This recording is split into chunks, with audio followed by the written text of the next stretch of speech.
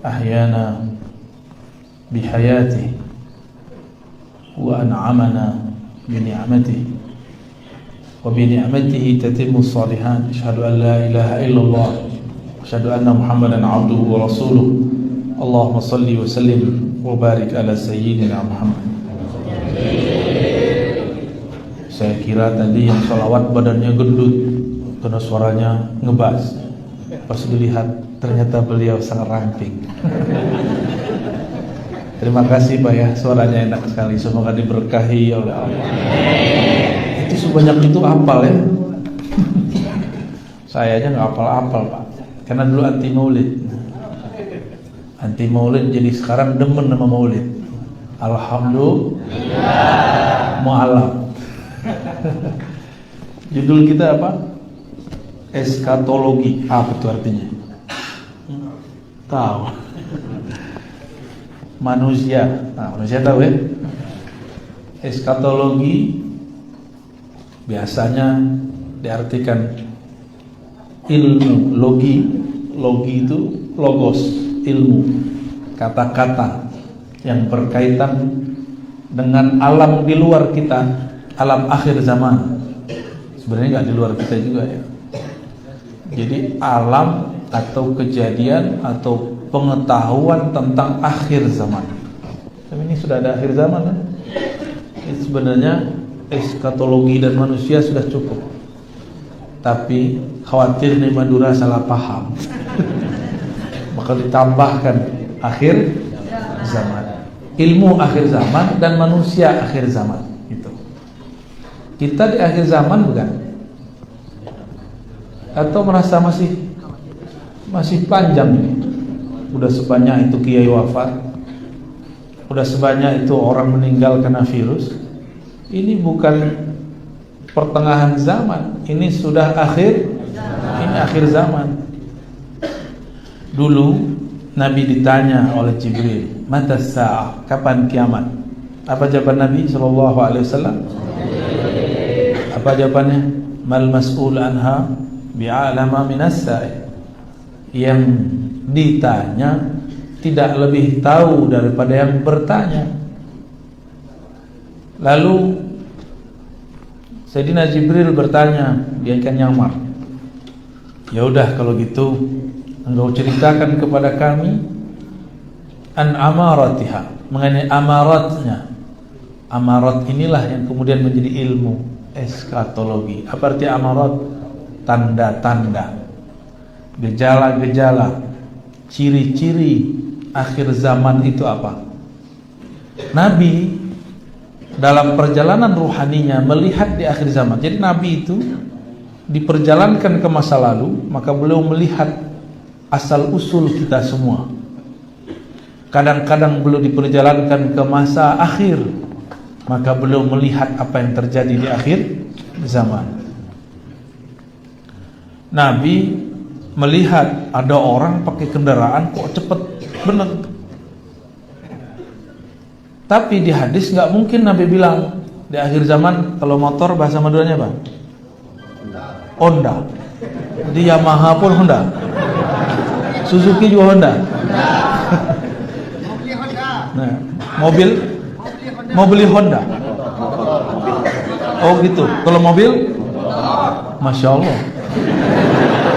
Berarti motor orang sini mahal-mahal ya. Alhamdulillah. Nabi melihat orang Madura dulu tuh ya, naik Honda, kok cepat sekali. Dibilang kuda, kok kakinya bulat-bulat, lingkaran. Nabi tidak mungkin ngomong ke sahabat, nanti ada Honda dipakai orang Madura, nggak mungkin. Apa bahasa Rasulullah SAW? Di akhir zaman ada kuda sangat cepat sekali. Benar kan? Lebih cepat dari kuda nggak? Kalah kuda. Dan nggak usah dikasih rumput, cukup dikasih bensin. Lebih murah biayanya daripada kuda. Kuda itu susah ngurusnya. Kalau nggak ngerti-ngerti amat, mati dia. Di akhir zaman Nabi cerita, nanti akan banyak perempuan mengendarai kuda, kendaraan. Sekarang udah banyak belum perempuan naik motor? Bukan berarti haram, tapi Nabi lihat banyak. Ini boleh, tapi banyak terjadi. Nabi mengatakan ini yang saya takut. Walaupun hadis ini tidak sampai derajat sahih, tapi ini benar. Di akhir zaman, suara-suara fusaq, orang-orang fasik, alat fil masajid, meninggi di masjid-masjid. Kejadian sekarang, ya makanya saya ceramah suaranya agak lembut-lembut, biar nggak jadi orang fasik. Bukan itu intinya. Fasik di situ al-khuruj min at-ta'ah. Orang yang sebenarnya bukan orang taat, tapi suaranya lebih kencang daripada orang-orang yang soleh. Dan itu banyak hari ini. Jadi Nabi melihat akhir zaman, lalu beliau bahasakan dengan bahasa abad pertama Hijriah. Sekarang kita sudah masuk ke 1443, berarti abad 15. Udah tua ini, ya. Umat Nasrani udah berapa ribu tahun ini? Sayyidina Isa lahir tahun pertama Masehi. Sekarang udah 2000 berapa? 2022 ya? Saya rasa kok 2021. Udah 2021. Yahudi sebelumnya lagi. Ini menunjukkan bahwa setiap umat mempunyai masa dan kadar masing-masing. Dan hampir setiap umat itu jaraknya cuma 1500 sampai 2000. Umat kita belum tahu karena hadisnya dhaif. Umur umatku 1500 tahun, tapi hadisnya dhaif. Namun Imam Suyuti membenarkan ini berdasarkan ilmu huruf, hisab, jumal. Itu pakai surat Al-Qamar. Iqtarabatis sa'ah wanshaqqat al-qamar. Itu dihitung pakai ilmu huruf, jumlahnya 1500 tahun. Telah dekat kiamat dan terbelah bulan. Dihitung 1500 tahun. Kalau iya begitu, ini kalau iya ya, kita kan belum bilang iya. Kalau 1443 itu hitungan hijrah sampai sekarang. Kalau Nabi Muhammad mulai dakwah semenjak 10 atau 13 tahun sebelumnya, kita anggap 10 tahun. Karena riwayat Imam Tirmizi mengatakan Nabi 10 tahun di Mekah. Tapi riwayat kedua 13 tahun di Mekah. Kita ambil saja 10 biar gampang hitungnya. Sekarang 1443 tambah 10 tahun lagi berapa? 1453. Berarti umur umat gak nyampe 50 tahun lagi kalau versi riwayat ini. Terlepas dari itu semua, kita cukup melihat kejadian-kejadian hari ini. Jamaah subuh yang diberkahi Allah, ini hari Jumat ya, libur ya, meliburkan diri. Alhamdulillah. Nabi SAW mengatakan setiap nabi sebelumku anzara, mengingatkan mengenai khurujid dajjal, akan munculnya ad-dajjal. Siapa yang disebut dajjal? Dajjal ini bahasa Arab mubalaghah, menunjukkan banyak. Apanya yang banyak? Dajjalunnya. Dajjalun bukan dagelun ya. Dajjalun artinya kizbun, bohongnya. Dajjal maha pembohong, maha konspirator, yang jago buat konspirasi. Itu Dajjal. Dajjal ini ternyata dulu adalah seorang Samiri. Samiri punya nama kecil Musa. Apa nama kecilnya? Musa ini punya ayah namanya Sam'un. Sam'un ini punya istri, belum hamil-hamil.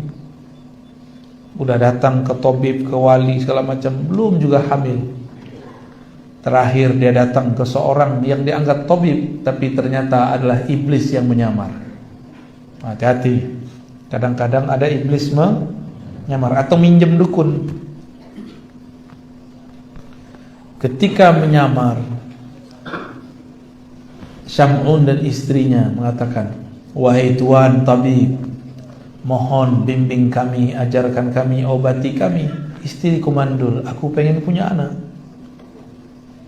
Kata iblis yang nyaman jadi dukun, baik, kamu dijamin punya anak, tapi syaratnya satu, lakukan hubungan suami istri di kuil berhala setan.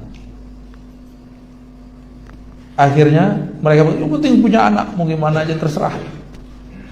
Maka datanglah dua orang ini, sepasang ini ke kuil yang banyak berhalanya.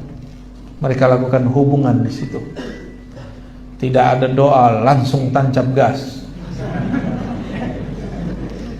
Ternyata setiap hubungan tanpa doa, langsung iblis ikut serta menikmati. Yang capek kita. Terjadilah kemudian hubungan spesial. Tumpahlah an-nutfah dari si Syam'un kepada istrinya. Tapi itu bukan nutfah dia, itu nutfahnya iblis. Walhasil si istri hamil.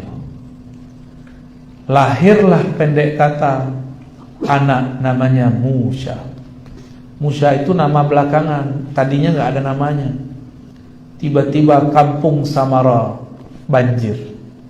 Ayahnya tidak tahu hanyut kemana, ibunya juga hilang.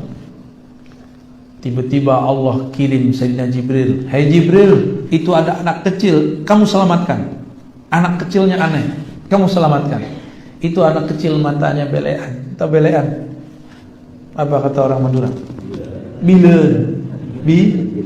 Bileun. Sahih gak? Bileun. Biar nanti kalau ditanya, kamu bisa bahasa Madura? Bisa. Bileun. Langsung digampar sama ngomong. Dan ini anak sepertinya aneh, kakinya tidak berkembang. Maka diambil oleh Sayyidina Jibril, diajarkan zikir dan dizikirkan supaya sembuh. Seharusnya ini anak tidak selamat, tapi diselamatkan. Berarti Allah juga yang ingin menyelamatkan tuh. Seharusnya kakinya tidak bisa berdiri, tapi dizikirkan Sayyidina Jibril sembuh. Tapi sembuhnya setelah 10 tahun. Di umur 10 tahun, matanya buka satu, bagian kiri, yang kanannya masih bileun. Sahih? Oh, sahih. Jadi orang Madura ya. Lalu diajarkan Al-Ismul A'zam, nama-nama Allah yang agung. Ternyata si Samiri ini diajak ke suatu pulau.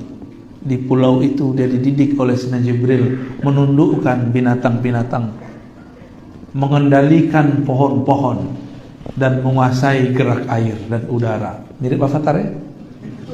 Mirip, tapi bukan Avatar. Dia nggak bisa juga. Akhirnya diajarkan lagi zikir. Ketemu ular, ularnya yang dia patok, bukan ular yang matok dia. Ketemu apa aja, semuanya habis, cukup dia zikirkan, hancur. Dan dia bisa berbicara dengan binatang. Itu ilmu Sayyidina Jibril alaihissalam. Lalu Sayyidina Jibril dipanggil Allah, Mas Bril, baliklah Sayyidina Jibril. Ditinggallah Dajjal yang nama kecilnya siapa? Musa bin Sam'un As-Samiri, karena dia dari kampung Samara. Bukan Samara bahasa Indonesia.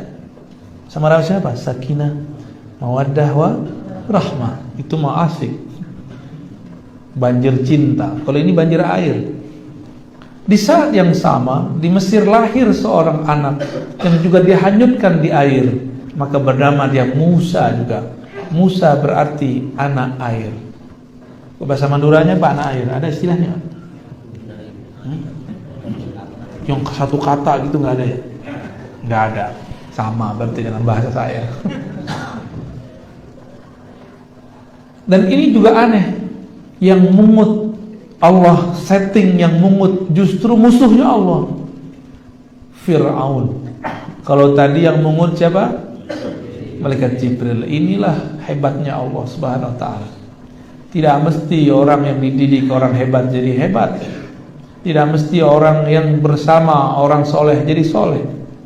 Tidak mesti orang yang hidup di tengah istana diasuh oleh raja durjana kemudian menjadi durjana, menjadi fasik, belum tentu. Inilah Sayyidina Musa bin Imran. Kalau tadi Musa bin Sam'un. Ini hidupnya hampir bersamaan. Setelah besar Nabi Musa, remaja, diajak gelut sama orang Mesir. Orang Mesir tinggi-tinggi. Nabi Musa enggak terlalu tinggi tapi lumayan. Tapi tangannya sangat kuat. Diajak gelut, enggak perlu pakai mantra inna batsya rabbika lasyadid. Ayat itu belum turun. Tapi Nabi Musa itu ayat sudah ada di badannya. Setelah menangkis ini dan itu dari musuhnya, dia pukul langsung kena ulu hati musuhnya, mati. Akhirnya Nabi Musa dikejar-kejar orang kampung Mesir. Larilah Nabi Musa. Dan larinya ini kemudian jadi pelajaran besar ketika temu Nabi Khidir nanti. Berarti ini orang juga sangat kuat. Ada yang bisa begitu Pak, satu kali tonjok mati. Wah, jangan-jangan Nabi Musa hidup lagi ya. Musa palsu, Musa al-Manduri. Setelah itu Samiri dari pulau itu dia membajak kapal. Dari kapal terus dia bisa ke daratan. Di daratan dia bergabung dengan umat Nabi Musa. Menjadi pengikut Nabi Musa. Sama-sama Musa, tapi beda binnya. Ini bin Sam'un, ini bin Imran. Sebenarnya Samiri itu bukan bin Sam'un. Kalau Musa bin Sam'un, tapi Samiri bin Azazil. Jadi binnya ke siapa? Maka setiap orang itu punya dua nasab. Ada nasab jasad, ada nasab ruh. Ruh yang ada pada Samiri itu anaknya iblis. Iblis itu namanya Azazil.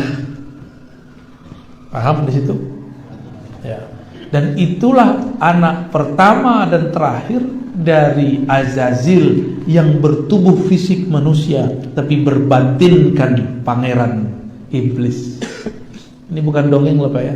Cuma ceritanya saya buat seperti dongeng supaya gampang masuknya. Kalau saya sebutkan ayat kan pusing tak? Bil Arabiyah. Pakai bahasa Arab biar kelihatan soleh. Sama aja toh. Samiri bergabung ke umat Nabi Musa.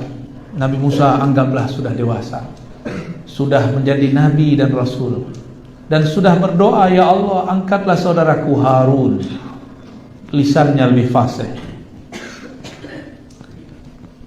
Tiba-tiba Nabiullah Musa dipanggil oleh Allah, hendaklah engkau pergi ke Goa Tur Sina. Diajak sama Allah ngobrol, bukan ngopi Pak, ngobrol. Jadi Allah itu asik, nggak seperti yang kita bayangkan. Allah itu tegang gitu ya. Allah itu menakutkan. Allahu Akbar. Nggak begitu. Allah itu santuy. Bismillahirrahmanirrahim, dengan nama Allah yang maha santuy. Jadi Rahman Rahim itu saking santainya Allah menyebut dirinya Rahman, menyebut dirinya Rahim. Giliran kiai kok galak-galak amat. Allah aja nggak galak kok. Galak itu hanya pada saat tertentu. Jadi ustadz, jadi kepala rumah tangga kok galak-galak amat. Jangan terlalu galak, jangan terlalu keras. Allah itu menyebut dirinya Rahman Rahim lebih sering daripada Qahar Jabbar. Ikutlah Samiri di kelompok umat Nabi Musa. Nabi Musa dipanggil. Berapa hari dipanggil? Awalnya 30 yauma, Salasina laila, 30 malam. Tapi Nabi Musa dilarang gosok gigi. Hari ke-30 dia sadar, asik 30 hari gak makan, gak minum, gak tidur, hanya berbicara dengan Allah Subhanahu wa ta'ala. Nabi Musa kemudian sadar, loh kok mulutnya bau jigong. Bau jigong? Ini mulutnya pada harum apa bau? Harum. Tapi kalau deketin pingsan kita ya. Sayyidina Musa sadar, bau juga nih. Setelah itu beliau ambil akar yang kita sebut sekarang akar siwak, akar pohon arak namanya. Maka beliau bersiwak. Turunlah Sayyidina Jibril menegur, "Hei Musa, siapa yang nyuruh kamu bersiwak? Allah nyuruh kamu berbicara dengannya." Ya sudah kalau gitu, sempurnakan jadi 40 hari. Begitu disebutkan dalam riwayat yang dinukil oleh Imam As-Surwardi dalam Awariful Ma'arif. Setelah 40 hari, Sayyidina Musa pulang ke kampungnya Bani Israel. Dia lihat, kok orang gak ada yang sholat. Semuanya pada datang ke suatu tempat di lapangan. Di lapangan itu ternyata ada replika sapi, anak sapi, al-ijil. Dan orang-orang sujud kepada ijil, karena ijil ini kelihatan bisa ngomong. Ternyata ada Musa kedua di sana yang namanya Samiri. Si Samiri, dia bisa ilmu zikir, dan dia menggunakan zikirnya untuk memindahkan suara dari kolbunya ke sapi kecil, patung sapi. Akhirnya orang-orang melihat bahwa sapi kecil itu bicara. Maka mereka menyembah sujud kepada sapi kecil.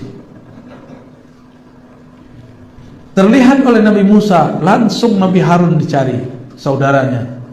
Nabi Harun ini jenggotnya, gak ada orang Madura panjang jenggot seperti itu ya. Jenggotnya semuanya jenggot pandemi. Udah minimalis semua. Jenggotnya kena vaksin, Pak.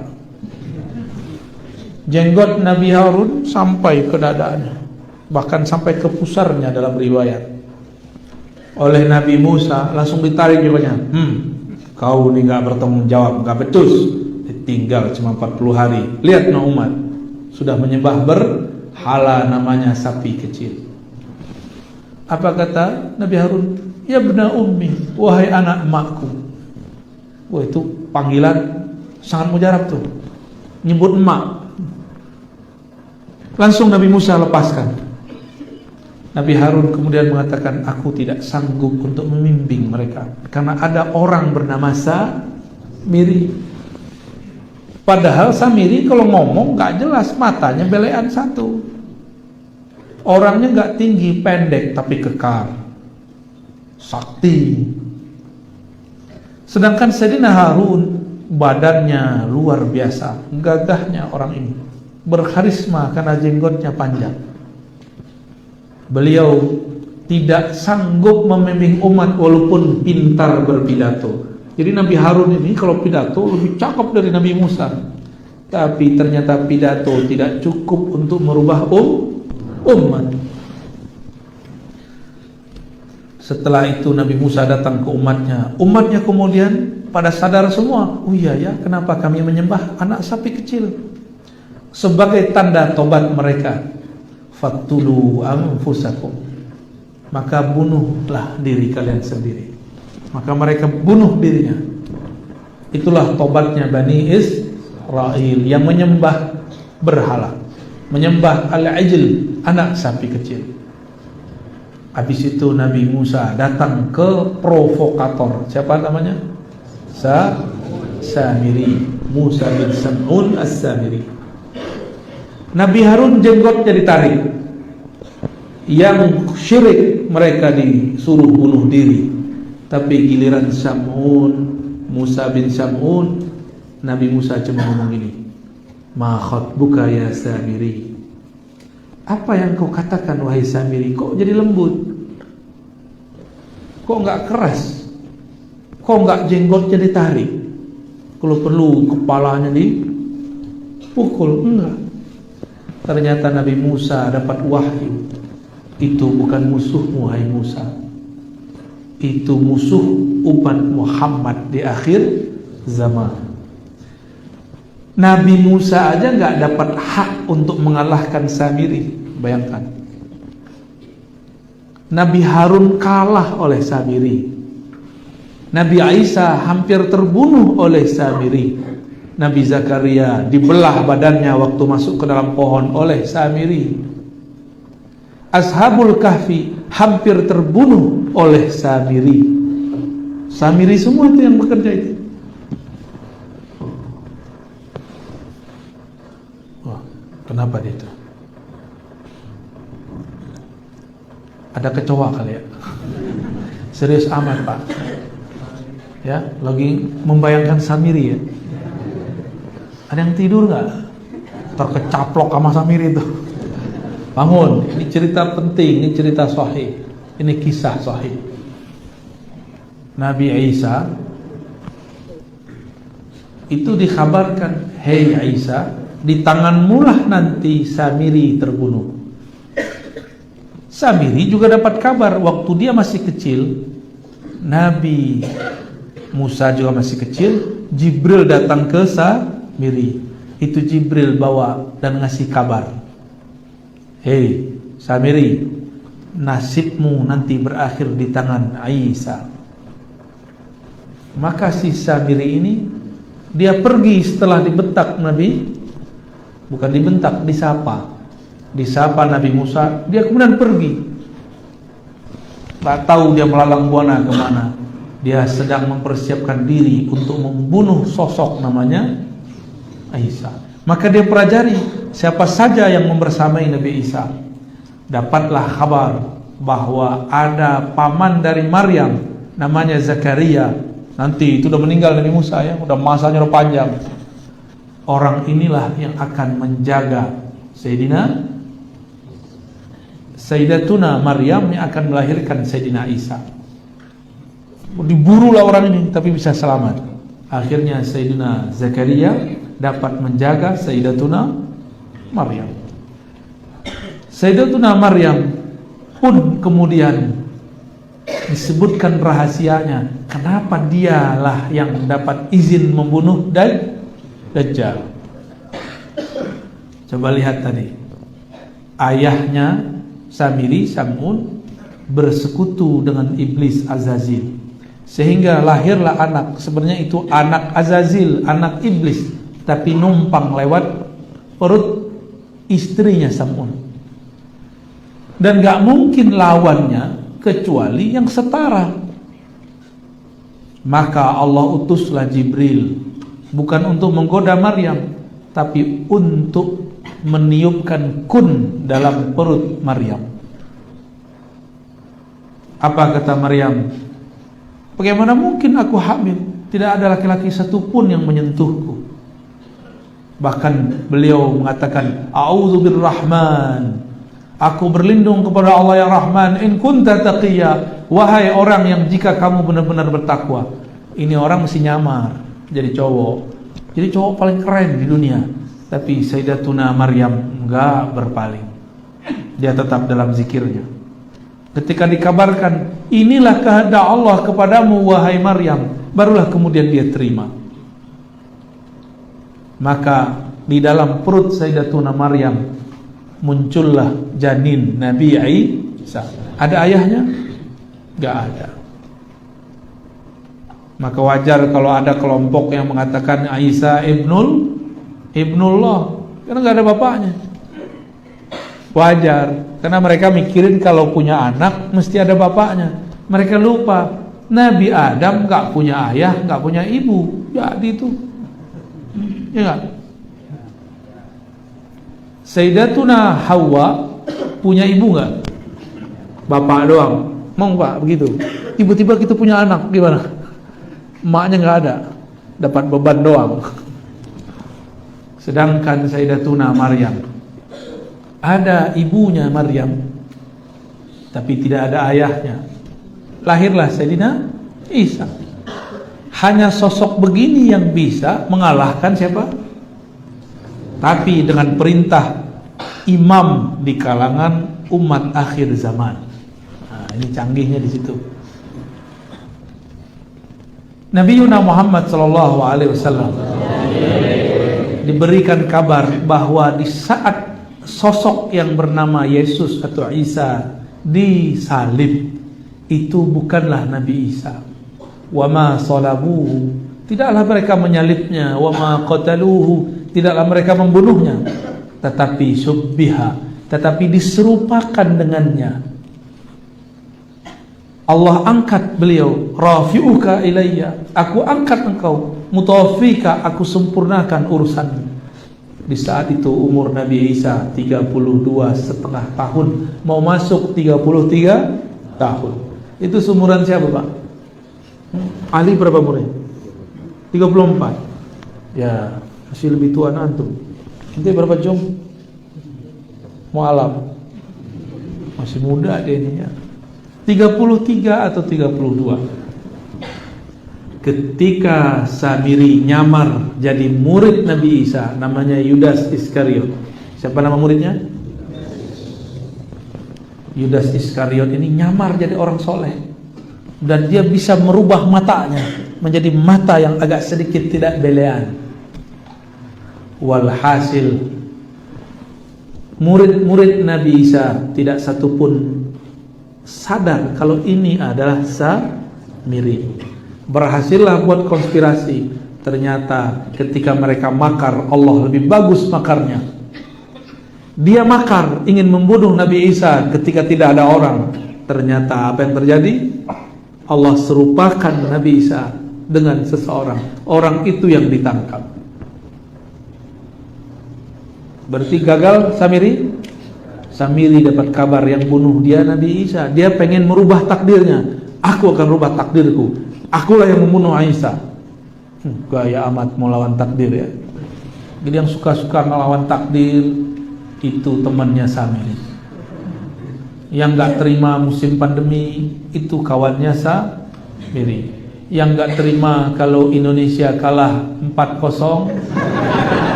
itu belum teman Samiri. Cuma salah agak ke kiri-kirian.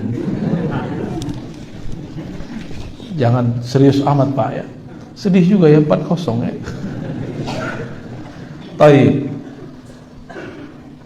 Lalu Samiri ini berkembang terus. Ketemu Ashabul Kahfi, dia mau hancurkan Ashabul Kahfi, tapi Allah selamatkan Ashabul Kahfi. Maka selamatlah Ashabul Kahfi masuk satu goa di Yordan. Alhamdulillah kami sudah pernah ke sana. Tapi sekarang Allah tutup tempatnya. Itu mereka tidur 309 tahun. Itu tidur apa itu? Ada nggak tidur 309 tahun? Itu tidur yang bukan tidur. Tubuhnya yang tidur, ruhnya nggak tidur. Ruhnya bersama Allah Subhanahu wa Ta'ala. Kan semua orang yang tidur ruhnya diambil, dipegang, lalu dibalikkan. Tapi dikebalikannya, bukan tidur malam bangun pagi. Kapan dikembalikan? Setelah 309 tahun. Lalu dikeluarkan sebentar, dimasukkan lagi. Pertanyaannya, ada nggak hadis yang menyebutkan Ashabul Kahfi mati? Nggak ada. Oleh karena itu, dalam hadis-hadis yang dikumpulkan Imam Qurtubi dalam kitab Tazkirah, beliau menyebutkan bahwa di akhir zaman Allah bangunkan kembali Ashabul Kahfi. Nanti dia berjuang bersama Imam Mahdi, Nabi Isa melawan Ya'juj Ma'juj, bukan melawan Dajjal. Dajjal nanti urusan kita. Ternyata Ashabul Kahfi ini pengikut Nabi Isa. Hidupnya antara Nabi Isa diangkat dengan Nabi Isa, Nabi Muhammad diutus. Di antara itu.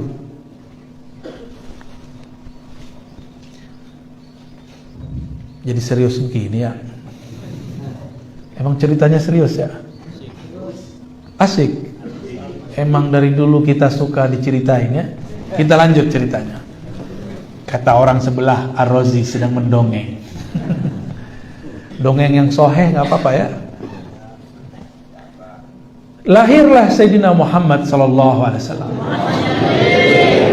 Jangankan iblis di bumi, bahkan pintu langit pun ditutup dari mereka. Dulu planet-planet itu adalah tempat nongkrongnya iblis dan jin. Itu jin nongkrong di sono. Canggih ya tempat nongkrongnya. Cafe Pluto, kan seru tuh. Resto Venus, kayaknya seru ya. Dan yang bisa terbang ke sana itu adalah keturunan-keturunan Azazil atau Banul Jan yang dulu punya zikir-zikir hebat. Dimasaknya, maka sayapnya tumbuh banyak dan dia bisa terbang kemana-mana. Cepatnya bukan main. Ketika Sayyidina Muhammad SAW lahir, apa kata busnya jin? Jadi itu kayak bus, kayak pembawa berita, kayak satelitnya jin. Kata mereka, wahai para dukun, semenjak lahir sosok yang ada di Mekah itu, langit kita sudah ditutup, sudah diboikot. Kami tidak boleh lagi nongkrong di Cafe Pluto. Kami enggak, ya di lockdown ya. Itu langit sudah di lockdown. Padahal nggak ada pandemi. Jadi pandemi awal sudah terjadi di kalangan jin. Jin tiba-tiba menjadi buta, nggak bisa lagi cerita besok terjadi apa. Jadi ngapain jin itu di sana? Itu kalau malaikat ngomong di atas, itu bisa kedengeran. Mereka telinganya dideket-deketin. Oh besok kejadian begini, dia turun. Pas turun, dia kabarkan aulia usyayatin, wali-wali setan, dukun-dukun, bukan dukun beranak, dukun-dukun syirik. Kalau dukun beranak itu yang dulu bapak lahir sama dukun beranak kan? Iya. Kalau ini sama dukun Eropa ini. Ya, dokter bidan ya, itu dukun Eropa itu. Sama-sama dukun kan? Kalau ini dukun sakti yang bisa dia berkoneksi. Jadi batinnya bisa komunikasi sama jin. Ada yang bisa komunikasi sama jinnya? Kalau ada, jangan-jangan ya. Jangan-jangan pengikut si DJ ya. Tuan Dajjal. Bukan Tuan Takur, Pak. Itu orang Madura kalau nonton India, yang diingat cuma Tuan Takur. Ketika turun, mereka kemudian mengabarkan, itu pintu langit ditutup dan semua yang bisa terbang ke langit mengatakan ditutup. Ada satu yang gak percaya, masa sih? Saya mau coba tembus. Dia tembus, betul. Itu atmosfer lewat sama dia. Tapi apa yang terjadi? Baru saja keluar bumi, tiba-tiba malaikat tembak dia pakai ketapel. Cung. Dalilnya mana? Ada dalilnya, surah Al-Mulk. Walaqad zayyana as-samaa'a ad-dunya bimasabiha wa ja'alnaha rujuman lisyayatin. Saya ngarang atau ada dalilnya? Orang yang ngarang ini, bukan Ar-Razi yang ngarang. Itu bintang-bintang meteor-meteor dijadikan rujuman untuk nembak setan-setan nakal. Jadi jin itu kalau nakal langsung jadi setan. Kalau dia benar, dia langsung jadi muslim. Dan yang jin muslim tidak banyak. Ya, ini ada yang ikut Pak jin muslimnya Pak. Mau dikasih tahu? Ntar kabur semua, sotoy katanya. Usut punya usut yang bersayap paling bagus, disuruh keliling bumi. Kamu keliling bumi, siapa yang sedang lahir? Dilihat, banyak yang lahir tapi nggak ada yang aneh. Tahu-tahu di satu tempat padang pasir ada air Zam-Zam, tidak jauh dari sana lahir seorang keturunan Nabi Ibrahim bernama Sayyiduna Muhammad sallallahu alaihi wasallam. Ketika itu lahir, cahaya memancar darinya. Bergetarlah kekaisaran Romawi, istana raja-raja Persia, bahkan banyak negeri saat itu kemudian mengalami goncangan. Majusi punya menara api, apinya padam, pada tidak pernah padam selama-lamanya. Baru kali itu padam. Maka kembalilah si pencari berita ini kepada tuannya, tuan iblis, tuan yang dia memimpin kelompok-kelompok jin dan setan. Apa kata si pemberita? Wahai Tuan, ternyata ada sosok bercahaya lahir di Makkah. Ketika dia lahir, itu bergetar sampai ke Kaisaran Romawi, bergetar sampai kepada istana raja-raja Persia, bisa menghancurkan, memadamkan api kelompok Majusi. Barulah kemudian bergetar, ketakutan itu iblis. Wah, oh ini zamannya.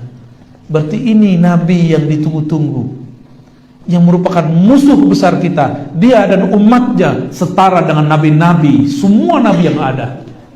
Jadi kita ini kalau jadi ulama itu setara dengan nabi zaman dulu, Pak. Kalau ulamanya benar. Kalau ulamanya benar, kalau alama beda lagi, apalagi ubaru. Sekarang banyak ubaru, dikit-dikit bid'ah. Bid'ah. Kullu bid'atin dalalah wa kullu dhalatin finnar. Kayaknya dia doang yang bisa baca hadis ya.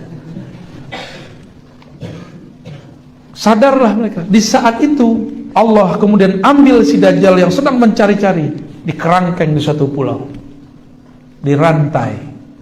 Saat dia dirantai, Tamim Ad-Dari sempat melihatnya. Jadi Tamim Ad-Dari ini pelaut. Ketika dia terdampar di satu pulau, nggak tahu pulaunya di mana, dia melihat sosok Dajjal. Saat itu masih dirantai. Sekarang dia lepas, Pak, dari rantainya. Sekarang si Dajjal sudah lepas dari rantainya. Dia sudah tinggal lihat mana negeri yang mau dihancurkan. Dia cukup mengarahkan badannya dan dia membacakan lapar-lapar tertentu. Dia mengirim sinyal-sinyal kepada aulia-aulianya, asisten-asistennya. Maka cenayang-cenayangnya terima. Masuk kabar. Mirip seperti wahyu. Dan orang ini dianggap wali di kelompoknya. Kelompoknya saya tidak boleh sebutkan ya, karena masih rahasia juga. Takut juga kita masih salah ya. Kita sedang tunggu kelompok ini muncul. Dan selama ini menunggu, muncullah mereka dalam bentuk penyebaran pandemi. Jadi pandemi ini kerjaan mereka ini. Ada nggak negara yang nggak kena pandemi, Pak, sekarang? Ada nggak? Nggak ada. Semuanya kena. Berarti ini bukan perang biasa. Ini sudah perang luar biasa. Saya nggak nakut-nakutin, Pak. Ini sudah luar biasa. Waktu pandemi, yang kena orang Depok, yang ditutup komplek di Madura, benar nggak? Untung masjidnya tidak ditutup. Komplek aja, biasa anak komplek. Sok higienis. Tahu higienis nggak? Kemana-mana harus pakai. Kemana-mana harus pakai hand sanitizer. Padahal kalau sering-sering pakai masker, ini berbahaya juga untuk paru-paru. Udara sebagus di Madura, emang bagus ya? Masih banyak pohon, sama jin-jin di pohon juga masih ada di situ. Masih banyak hijau-hijau begini. Tiba-tiba kita disuruh pakai masker. Ini emang betul-betul, kok tiba-tiba kita mau aja ya? Ya sudah, kita terima ya. Kita terima mereka makar, tapi ingat Allah lebih hebat makarnya. Ini awalnya, Pak. Pandemi itu virus, nggak mungkin berkembang sendiri. Virus itu dibuat dan disebarkan. Jadi saya nggak percaya virus itu kemudian datang dari orang bandara ditutup. Itu kerjaan mereka aja. Emang dibagi-bagikan. Namanya virus pasti dibagi. Ditambah dengan yang terkena bisa menyebarkan. Kalau nunggu begitu kelamaan. Emang disebar ini karena mereka pengen makar. Tujuannya cuma satu, pengen cek sudah ada belum orang akhir zaman yang jadi musuh dan Dajjal. Kalau ada, bunuh di tempat. Seperti dulu Sayyidina Muhammad SAW dicari-cari oleh ahlul kitab, kelompok Yahudi. Apa kata mereka? Carilah Nabi akhir zaman. Kalau ketemu, faktulu, bunuh. Saya nggak ngarang-ngarang. Ini terdapat dalam hadis Nabi riwayat Imam Tirmidzi. Hadisnya sahih. Sayyidina Muhammad kecil, masih remaja, diajak berdagang oleh pamannya Abu Talib ke negeri Syam. Sampai di satu negeri, Sayyidina Muhammad SAW karena masih dianggap remaja, tidak ajak bertemu seseorang. Ternyata ada orang yang mengajak ketemu Abu Thalib dan kafilahnya dari Mekah. Abu Thalib dipanggil oleh seorang pendeta yang sangat tawadhu, namanya Bukhairah. Siapa namanya? Bukhairah. Bukhairah ini mengatakan, "Wahai Abu Thalib, apakah sudah semua anggotamu ikut masuk ke dalam tempat kami?" Kata Abu Thalib, "Sudah." Tapi Bukhairah bilang, "Pasti ada 1-2 orang yang belum." Lalu Abu Thalib bilang, "Oh iya, ada anak saya, masih remaja, anak bawang." Ternyata yang dianggap anak bawang itu sang penyelamat. Bukhairah mengatakan, "Bawa aku kepadanya." Akhirnya Abu Thalib membawa sosok Bukhairah kepada Nabi Muhammad muda. Terjadilah dialog ini tidak disebutkan dalam hadis, tapi disimpan dalam kolbu ahli ma'rifat. Mereka berdialog. Selesai dialog, maka kemudian Bukhairah ngomong kepada Abu Thalib. Apa kata beliau? "Hai Abu Thalib, hazal ghulam nabiyyun." Anak ini bukan anak sembarangan, ini nabi. Abu Thalib merinding dengar, "Hah? Nabi? Apa itu nabi?" Bengong dia. Ini Sayyidul Anbiya wal Mursalin. Ini penghulu para nabi sebelumnya, para rasul sebelumnya. Yang kamu bawa ini, tolong bawa pulang. Segera pulangkan dia. Karena kalau Yahudi ketemu, qataluhu, pasti mereka membunuhnya. Karena ini sosok yang mereka mau bunuh dari dulu. Akhirnya Abu Thalib kaget dan dia mengirim 1 orang menemani Sayyidina Muhammad remaja untuk pulang. Lalu Nabi Muhammad jadi pengembala lagi. Kemudian beliau mengurusi Ka'bah lagi. Macam-macam pekerjaan Nabi Muhammad di Makkah, sangat sibuk. Karena anak dan cucu dari yang mengurusi Makkah. Jadi kalau ketemu sosok ini pasti dibunuh. Nabi SAW mengatakan, nanti di akhir zaman akan ada keturunanku min ahli baiti, min waladi Fatimah, dari keturunan Sayyidah Fatimah, ismuhu yuwati usmi, isimnya sesuai dengan isimku. Isim artinya tanda, tandanya sama dengan tandaku. Isim berarti ilmu, ilmunya tinggi seperti tingginya ilmuku. Itu yang disebut ismuhu yuwati usmi.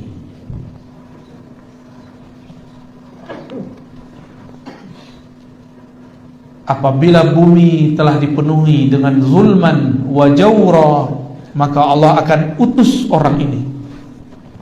Jadi imam akhir zaman itu juga diutus, tapi bukan sebagai rasul dan nabi, sebagai seorang pemimpin wali, pemimpin para wali. Ini lagi yang mereka cari nih. Kalau ketemu bunuh. Dan salah satu cara untuk mengetahuinya, yang dapat mengangkat virus itu cuma wali, pemimpin para wali. Hanya pemimpin para wali. Doa mereka zahirnya nanti ada menteri yang bekerja, ada zahirnya ada ini yang bekerja, tapi hakikatnya doa mereka. Dulu waktu virus SARS 2010 itu doa beliau selesai. Doa para wali itu. Sekarang Allah tidak izin kita untuk berdoa, apalagi beliau tidak diizinkan berdoa. Makanya virus sampai sekarang masih ada. Bahkan masih ada 4 atau 3 lagi, Pak. Terakhir apa namanya? Omikron. Kapan dia nikah sama tante kita ya? Jadi om aja dia. Bener, namanya Omikron. Omikron, Omkiron. Om apa namanya? Omikron ya. Salah sebut kita. Masa mereka bisa serius, kita serius mulu ya. Ini virus gak mungkin diangkat kalau gak doa wali-wali Allah. Tapi para wali sekarang disuruh tidak berdoa, angkat. Cukup mengatakan raditu billahi robba, aku ridho takdir Allah apa saja aku terima. Mau pandemi 1000 kali lipat silakan, mau ditusuk vaksin silakan. Tapi saya dengar orang Madura vaksin tidak perlu, yang perlu aplikasinya ada. Benar begitu? Waduh, bisa ngerjain juga nih. Yang penting masuk mall boleh ya.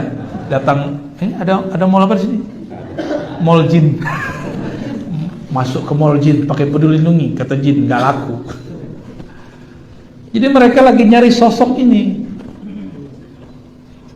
Saya juga sedang menunggu sosok itu. Lalu antum masih main-main aja ya? Anak-anak masih sibuk aja nge-game ya, nggak mempersiapkan diri untuk munculnya beliau. Kita harus mempersiapkan diri, Pak. Mempersiapkan diri dengan kolbu yang bening, ruh yang selalu ingin bertemu dengan bapak ruhnya, Sayyidina Nabi sallallahu alaihi wasallam.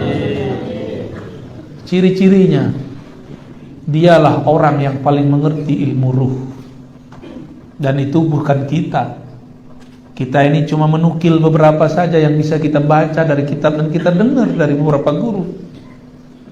Yang paling mengerti ilmu ruh, karena dulu si Dajjal mengirim orang-orangnya datang ke Rasulullah bertanya, yas'alunaka 'anir ruh. Mereka bertanya kepada engkau, hai Muhammad, apa hakikat ruh?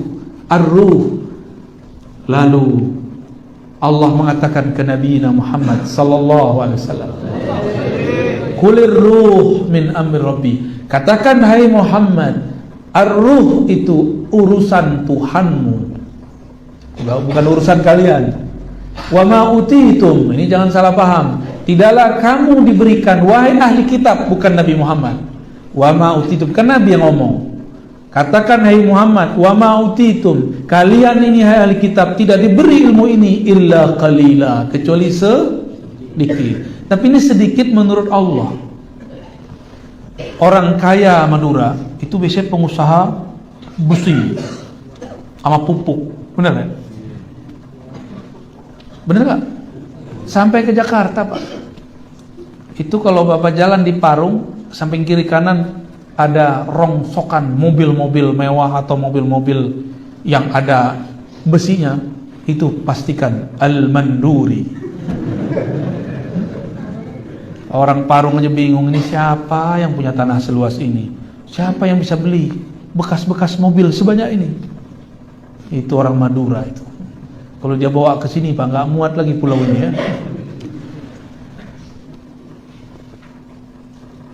Baik.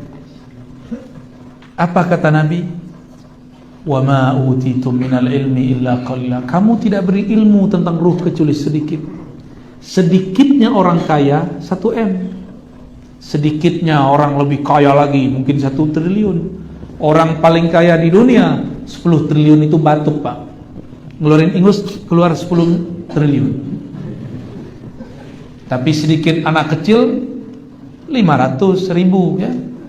Sedikitnya kita berapa? 1.000. Nah, nanti cek aja pas Jumatan, masuk kotak berapa tuh? Itu yang paling sedikit itu.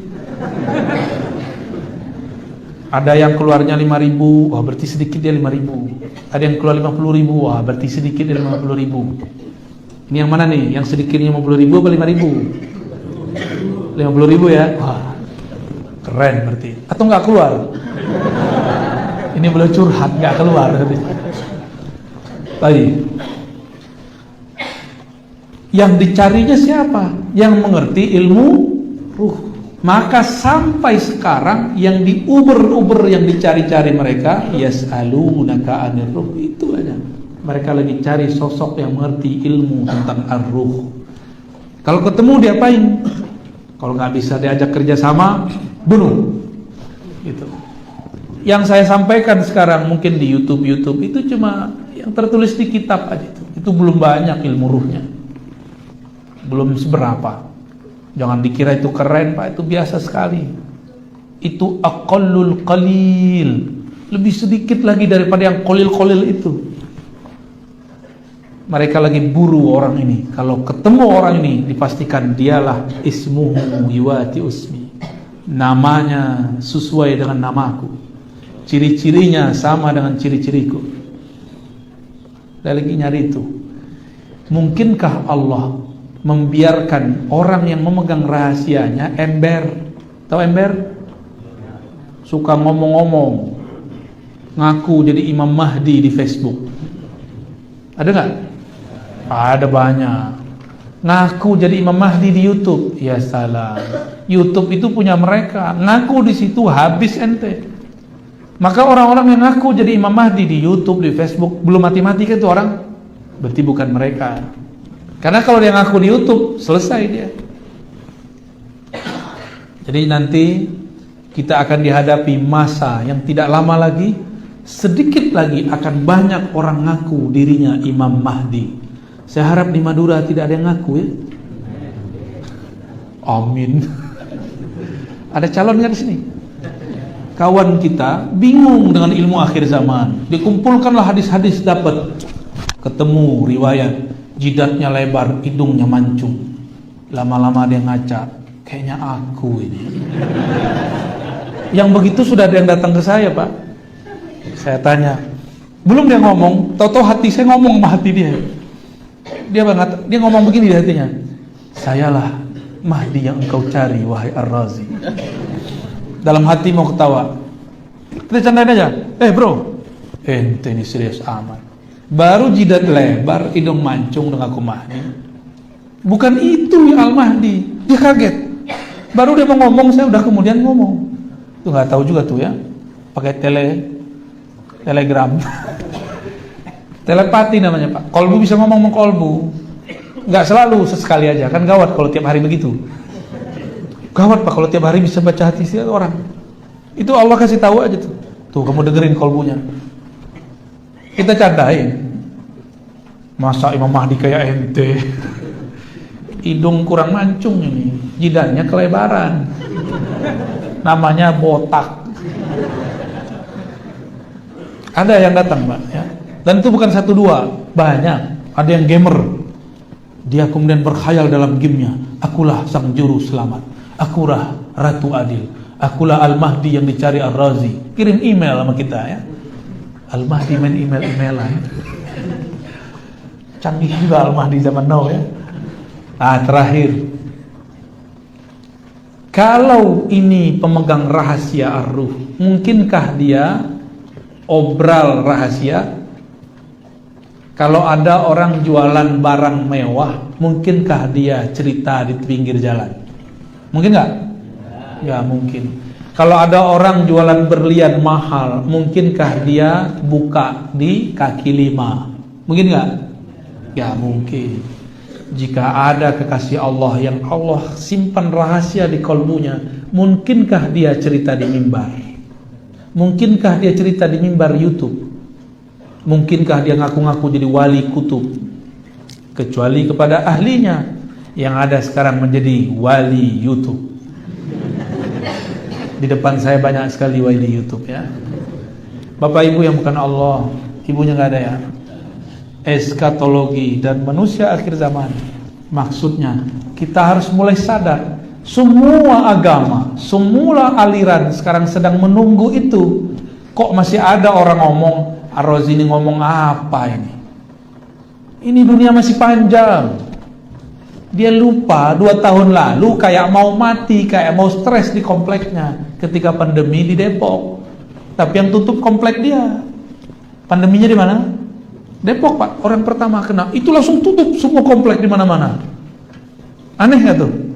Berarti betul pandeminya ada, cuma beritanya lebih besar dari kenyataannya. Tapi kemarin kejadiannya lebih besar dari beritanya. Setiap hari ada sekian orang mati, tapi beritanya dikurang-kurangi. Itulah kerjaan mereka ya. Maka saya cuma mengajak, mengingatkan seperti Nabi Muhammad SAW mengingatkan. Apa kata beliau? Aku ingatkan kalian mengenai kemunculan Ad-Dajjal, sang pembohong besar. Bukan hanya sistem, tapi ada sosoknya. Inilah yang diingatkan dulu oleh setiap para nabi, hatta Nabi Nuh.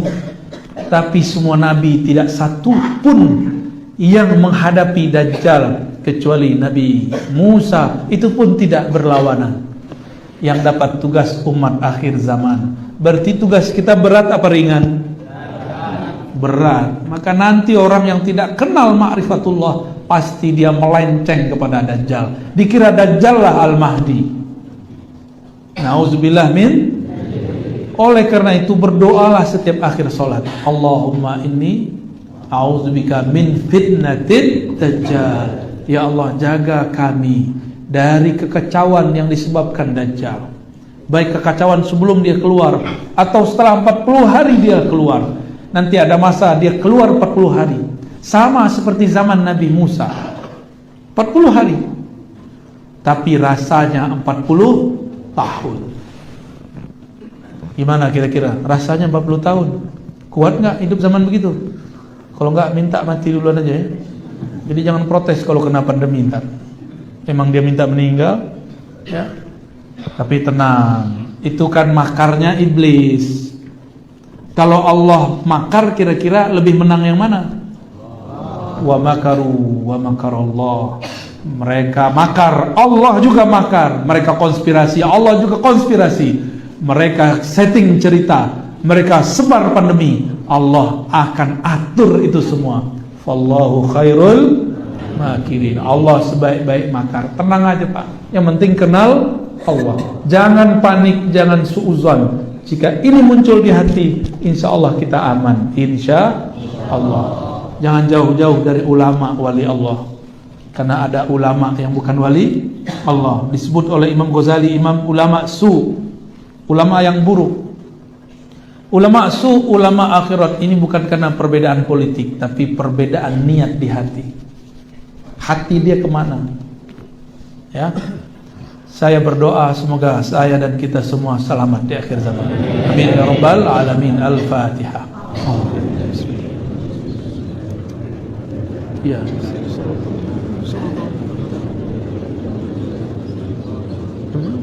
Azunnu akthar. 16. Lama sekali pagi di sini ya. Masih 6:16 saja. Padahal terang. Oke. Apa lagi? Khalas? Cukup? Tanya jawab. Baik. Silakan Ustaz Ali dikondisikan.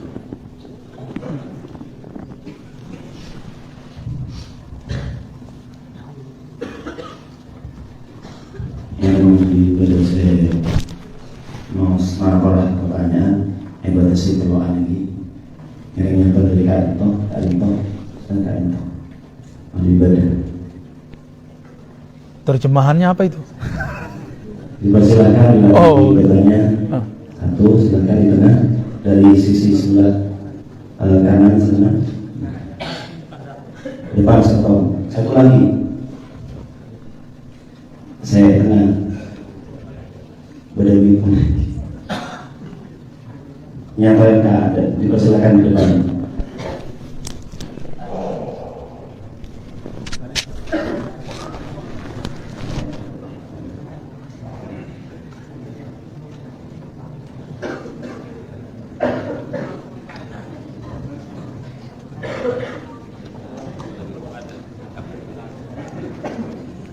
Bismillahirrahmanirrahim. Assalamualaikum warahmatullahi wabarakatuh. Saya Abdul Wahid Hasan. Pendek pertanyaan saya pertama, bagaimana kita bisa bertemu dengan orang-orang yang diceritakan oleh Buya tadi, orang-orang yang mengerti arwah. Terus yang kedua, yang masyhur itu kami pernah dengar adalah al-waqtul aqdam, al-waqtul hadha zaman. Tapi walaupun itu masyhur, ada orang-orang yang mungkin punya koneksi dengan orang-orang ini dan mungkin sebagian dari kami bisa disambungkan dengan orang itu yang tidak. Terus yang satu aja, cukup. Modus Torikot modusia. Oke, cukup. Cukup pertanyaan. Oke, tektub bola.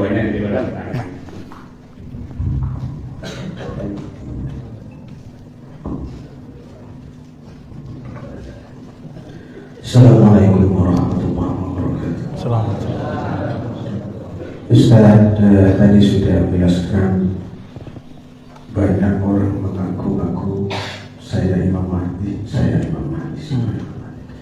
Yang saya mau tahu, yang ciri khasnya nanti untuk kita bisa membedakan mana itu yang Imam Mahdi yang asli, itu dari mana dan dari apa, gitu Ustaz. Assalamualaikum. Assalamualaikum warahmatullahi wabarakatuh. Dipersilakan.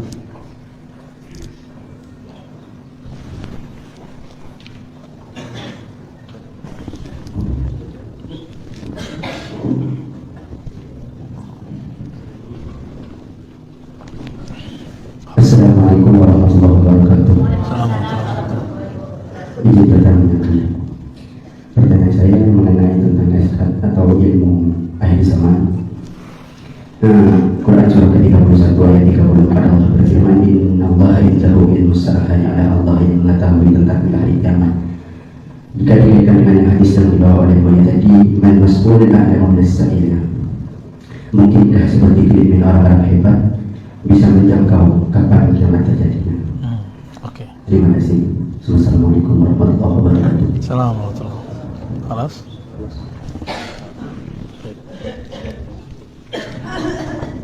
Al-awwal tentang orang yang bagaimana caranya bertemu dengan orang yang ngerti ilmu. bagaimana cara mengakses atau ketemu al-wali, al-kutub, al-ghawth ya. Caranya harus mengerti ciri-cirinya, lalu terhubung dengan orang-orangnya. Masalahnya orang ini Allah sembunyikan 70 lapis, Pak. Wajahnya bisa ribuan wajah. Maka di sini orang lihatnya begini. Dan nggak mungkin dia kayak kita ini kemana-mana pakai kopiah. Ya. Orang Madura kan kemana-mana pakai kopiah, Pak. Ya. Kalau di ilmu hadis itu orang Madura paling cocok jadi ahli hadis.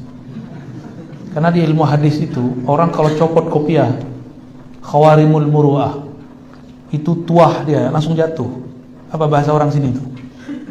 Marwah dia langsung jatuh. Benar marwah ya? Ya, muru'ah bahasa Arabnya. Saya lihat di pasar aja pakai kopiah. Karena sholat juga belum tahu. Sholat subuh, kita lagi sholat subuh dia lagi pakai kopiah semua. Emang udah jadi tradisi. Luar biasa. Kita nggak boleh suuzon. Siapa tahu udah ada sholat duluan. Cuma kan lintasan hati ini kan bisa nakal. Orang sholat kok dia malah ke pasar. Padahal dia sholat di pasarnya. Kan bisa jadi. Bisa jadi. Biasa, suuzon ini kan dari setan. Kita sama setan ya tipis-tipis lah. Bisa ke setan, bisa ke malaikat. Dua-duanya dekat ke sini. Malaikat dan setan itu sama-sama tidak masuk ke kolbu, tapi sama-sama dapat izin membisikkan sesuatu ke dalam kolbu. Malaikat aja nggak tahu, Pak, wali al-ghaus itu siapa, kecuali Sayyidina Jibril, Sayyidina Mikail, Nabi Khidir, nggak ada yang tahu. Jadi malaikat aja nggak ngerti kalau ini adalah wali al-ghaus, karena penampilannya nggak kayak orang Madura, kayak kopiah, nggak pakai serban. Kalau ada orang, Bapak nih ngelihat ada kiai ikut main kartu gimana? Percaya nggak dia kiai? Sulit kita percaya. Bisa jadi Allah kemudian sembunyikan dia dengan laku-laku begitu, lakon namanya. Bisa jadi. Makanya ini banyak, yang begini tuh banyak. Jadi nggak boleh juga langsung oh kayaknya ini nih jidatnya udah lebar nih, hidungnya mancung. Tunggu, jidat lebar, hidung mancung itu kelihatan nanti semua setelah diislah. Ada kata kunci daripada al-wali al-ghaus ini yang nanti lewat beliau kita tahu al-Mahdi. Bahwa al-Mahdi itu diislah dalam semalam. Apa arti islah? Diperbaiki Allah zahirnya supaya sesuai dengan batinnya dalam semalam. Berarti sebelum itu al-Mahdi zahirnya berantakan. Zahirnya nggak ketahuan. Tapi yang pasti Al-Mahdi itu min waladi Fatimah, keturunan Sayyidah Jadi kalau ada zuriat Nabi tidak dipercaya oleh sekelompok orang, kelompok ini adalah alat-alatnya Dajjal, walaupun jenggotnya sama dengan Habib Umar. Paham? Ada nggak kelompok yang nggak percaya habaib sekarang? Banyak. Itu kelompok antek-anteknya Dajjal. Ada nggak? Saya banyak ketemu. Kita ini cinta ke semua habaib, meskipun mereka beda politik. Yang penting dia Habib, ana uhibbuka. Masalah kita ikut pemikirannya itu lain cerita. Habib kalau nggak ngaji ya jahil juga. Habib kalau nggak sholat ya fasik juga. Habib kalau dia ngaji, dia bermakrifat, lebih cepat jalan rohaninya daripada kita, karena di darahnya sudah ada darah Nabi Sallallahu Alaihi Wasallam. Jadi jangan berlebihan juga. Kita hormat ke habaib, tapi tidak semua dari habaib itu benar. Kita takzim. Kenapa kita takzim? Karena jangan-jangan Al-Mahdi dari fam yang ini, fam yang itu, fam yang ini. Kita kan nggak tahu. Siapa tahu dari fam yang ini. Gitu. Ini rahasianya kenapa harus hormat kepada ahlul bait, ya. Ustaz, kok ada Habib begini? Ya balik lagi, kenapa ada Habib begitu? Apa hak kita melarang Habib A harus begini, Habib B harus begitu? Kan nggak ada. Berani nentang Habib Lutfi? Berani nentang Habib Rizik? Ini dua orang udah beda loh, sama-sama Habib, bener nggak? Bingung nggak tuh? Pasti bingung. Ada Habib Jindan, beda lagi. Ya, ada siapa? Habib Bahar, beda lagi. Ada Habib Al-Manduri, beda-beda tuh Habibnya. Ada Habib yang alim, baca kitabnya bagus. Tapi kalau di Pulau Jawa, saya nggak tahu di Madura, karena ini baru hari ketiga saya di Madura, jadi belum ngobrol-ngobrol banyak. Di Jawa ada beberapa fam habaib yang disembunyikan oleh kiai-kiai. Dia nggak mau dikenal sebagai Habib, karena kalau sudah dari Habib, berat. Tapi terlihat nanti nikahnya pasti lingkaran mereka. Ini ciri-ciri habaib itu begitu dari dulu. Kalau nikah pasti lingkaran-lingkaran mereka. Maka saya curiga kiai-kiai di Jawa yang asli, di Madura yang asli, kan nikahnya muter-muter aja. Anak kiai ini nikah dengan anak kiai itu udah. Itu sama dengan fikih para habaib, kufu namanya. Syarifah dilarang menikah kecuali dengan syarif. Walaupun itu tidak masuk ke Quran dan Sunnah, tapi dimasukkan dalam fikih kufu. Ya boleh kita berbeda di situ, tapi jangan mencari perbedaan yang panjang. Jadi gimana caranya ketemu? Jangan jauh-jauh dari Sayyid Habib, ya. Tapi ini pasti Habibnya bukan Habib yang terkenal, gitu. Pasti bukan namun yang terkenal ini kita takzim. Siapa tahu di belakang dia. Siapa tahu bukan pro Habib A, bukan pro Habib B. Dia pro sendiri karena dia seorang wali al-ghaus. Dia nggak butuh dengan kita. Kita yang butuh dia. Ini yang banyak kan ustadz butuh jamaah, bukan jamaah butuh ustadz. Paham maksud saya? Jamaah ngerti apa sih? Kok bisa nyetir-nyetir ustadz? Ustadz kok mau disetir sama jamaah? Akhirnya kacaulah ustadz ini dengan ustadz itu karena jamaahnya berbeda. Saya berharap kepada para kiai, ya, para lora, para gus, punya pendirian yang jelas. Meskipun umat tidak ikut kita, nanti akan Allah pilihkan mereka yang ikut kita. Gak usah kemudian ngikutin selera jamaah.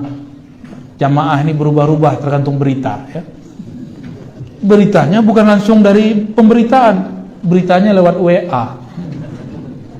Sungguh bener aneh zaman ini. Itu bagian dari Dajjalun, Pak. Kebohongan-kebohongan itu dimulai sekarang dari WA, dari YouTube. Hati-hati. Jadi hindari, Pak. Saya sudah mengurangi baca WA. Bahkan saya ngelihat handphone itu kayak ancaman, ya. Jarang buka udah. Apalagi berita-berita di grup, ngapain dibaca? Baca kitab kayak, ya. Kok tulisan yang dibaca tulisan di WA. Jadi orang kita ini rajin baca WA. Kitab disuruh baca langsung ngantuk. Saya nih buka kitab di sini pasti langsung ngorong. Pas udah subhanakallahumma wa bihamdika melek lagi. Coba aja kiai-kiai kita buka kitab pada tidur. Pengennya ngaji sambil ngerokok. Mungkin ngerokok lah Ustaz ya. Ya nggak masalah, cuma kan kurang sopan aja. Baik. Jadi jangan jauh-jauh dari zuriat Rasulullah. Tapi bukan mereka yang terkenal itu. Tapi biasanya yang mastur-mastur. Ini cluenya segitu doang Pak, bisa dijelasin. Karena saya juga sedang progres Pak. Terus saya ngomong begini, nanti banyak dolar yang GR, akulah yang dicari Ar-Razi. GRNT ya. Di akhir zaman itu ada kata kunci, saya sudah sebutkan di banyak tempat, mungkin di sini baru pertama kali. Di akhir zaman ada khilafah ala minhajin nubuwah. Kekhalifahan itu minhajnya, sistemnya, cara membangun dan kerjanya sesuai dengan manhaj kenabian. Manhaj kenabian itulah kalau diturunkan disebut ismi, ismuhu yuwati usmi. Isim dia, sistem ilmu dia sama dengan ilmuku. Enggak pakai ini, tapi pakai ruh. Pakai apa? Kalau ruh itu tempat Allah mau mengirimkan wahyu dan ilham. Maka gerak dari wali al-ghaus bukan pakai kecerdasan ini, dia pakai kecerdasan ruh. Ruh ini suka-suka Allah, maka dia tiba-tiba berubah, tiba-tiba begini, tiba-tiba begitu. Beda dengan otak kita pengennya rapi, 1, 2, 3, 4, 5. Kalau ruh kan enggak, dari 1 bisa loncat ke 7, 7 bisa mundur lagi ke 3. Suka-suka ahlur ruh. Karena ahlur ruh ini mereka unlimited. Hampir ketahuan mereka mundur lagi, jadi 0 lagi, nggak ketahuan. Ntar mulai lagi nanjak, begitulah terus. Jadi kita nih pikir, kayaknya udah muncul nih, kita dekatin hilang, kayak gitu modelnya, ya. Jadi penciriannya apa? Minhajnya minhaj nubuwah. Nubuwah itu artinya al ilmu billah, ilmu mengenal Allah dan adanya di ruh. Udah dapat 2 itu Pak, ahlul bait, ilmu ruh. Berarti kalau dia politisi nggak masuk, dia ngartis nggak masuk, dia ustadz terkenal belum masuk, Habib terkenal bukan mereka. Tanya aja mereka, Bapak kalau nggak percaya tanya sama Habib terkenal, pasti dia bilang saya lah bukan Mahdi, saya cuma orang Imam Mahdi. Ada haknya dikit ya. Khalas, ada lagi? Satu ciri-ciri Mahdi yang palsu dan asli. Terus Allah berbicara tentang kiamat. Tapi bagaimana mungkin ada orang yang tahu tentang kiamat? Oke. Ciri-ciri Mahdi palsu, mereka melakukan cocok logi, 1. Yang kedua, stres. Orang stres banyak ngaku Imam Mahdi Pak. Jadi kejadian pandemi ini banyak bikin orang stres. Tiba-tiba dia dengar, ini orang stres nonton YouTube. Ketemulah di situ Ustadz ngomong ciri-ciri Imam Mahdi, ciri-ciri fisik Mahdi. Itu yang saya ceritakan tadi. Ciri-ciri fisik Mahdi, jidat lebar, hidung mancung. Ini samping saya panggilannya mancung, hidungnya mancung dari samping Pak. Dari depan kalah Pak, mancungan Bapak ya. Kalau begitu sudah banyak Imam Mahdi dari dulu. Bapak ini Imam Mahdi juga kalinya, hidungnya mancung, jidatnya lebar sebelah ya. Ada lagi yang mengartikan namanya sama dengan namaku, nama ayahnya sama dengan ayahku. Tuh, gagal paham. Isim bahasa Arab bukan nama KTP. Karena dulu tidak ada KTP di zaman Rasulullah. Maka isim ini kembali ke kitab Imam Al-Bajuri, Lisanul Arab, kitab-kitab syarah-syarah. Apa kata Imam Bajuri tentang isim? Al-ismu huwal alamu wal wasamu wal ulum. Isim itu maknanya tanda-tanda dan ketinggian derajat atau ilmu. Maka tanda Al-Mahdi persis seperti tanda Nabi. Nabi waktu kecil dibelah nggak dadanya? Dibelah, nanti Al-Mahdi begitu. Nabi waktu beliau hendak berdakwah secara terbuka ke Madinah, 3 tahun sebelumnya beliau diislah.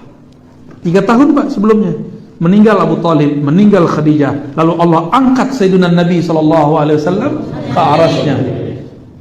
Nanti sama, sebelum ketemu Dajjal, Al-Mahdi sekitar 3 tahun. Ini bukan cocok logi, memang pas, kan ngikutin isim. 3 tahun sebelum itu, beliau diangkat oleh Allah, diislah, diganti fisiknya dibenerin lagi, sakit-sakitan jadi nggak sakit.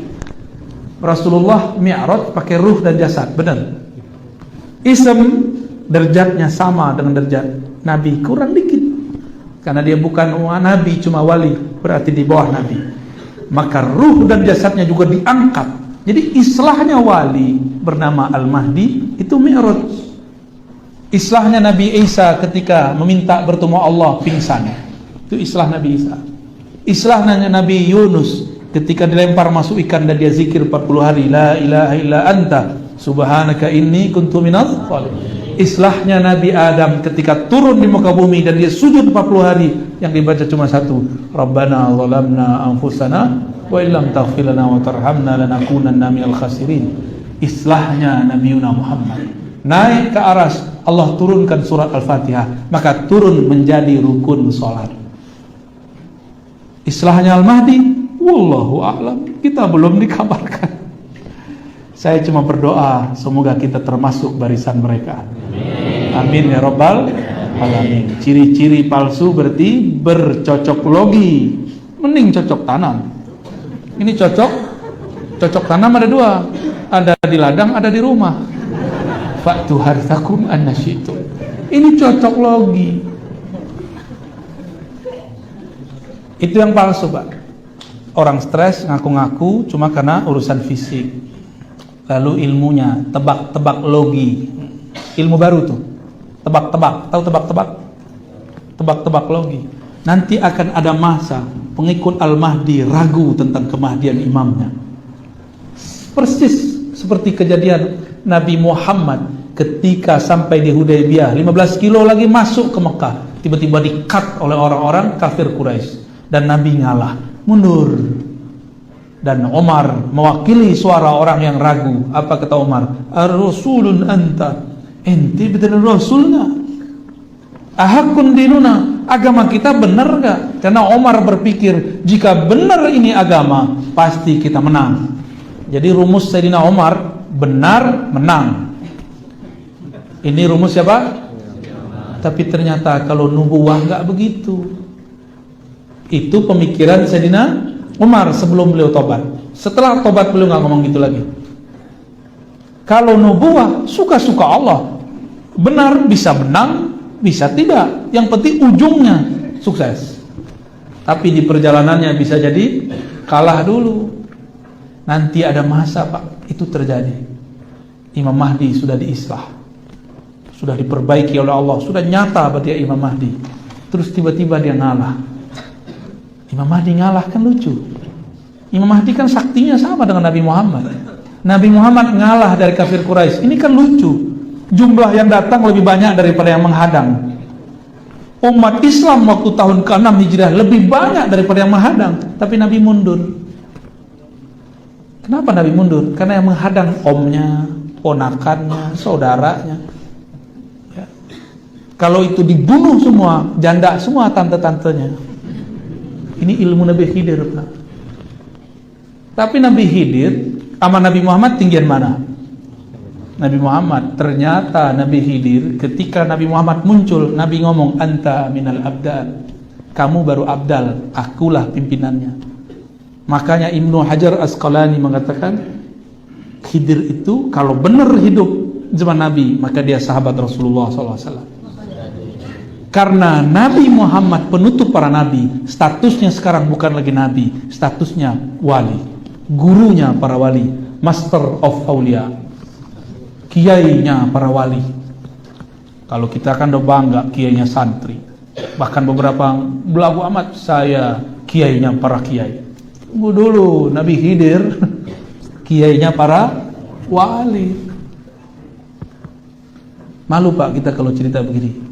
Karena kita ini sudah terlalu banyak berbicara yang di luar batas keilmuan kita, ya. Sudah nangkep? Terakhir sudah dapat belum? Khalas ya. Sudah dapat semua. Sudah terang, pastinya sudah lapar. Setelah ini silakan sarapan sendiri-sendiri ya.